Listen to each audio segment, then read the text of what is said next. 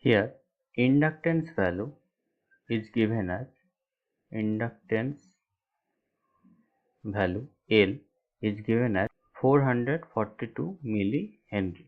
Okay, and the value of R, that is resistance, is given as how much? 42 ohm. Okay, so for LR circuit,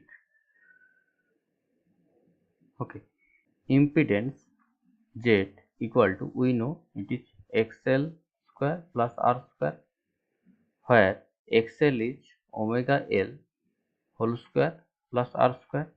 Okay, so omega L equal to, what you can write, omega equal to 2 pi f, okay, into L whole square plus R square. So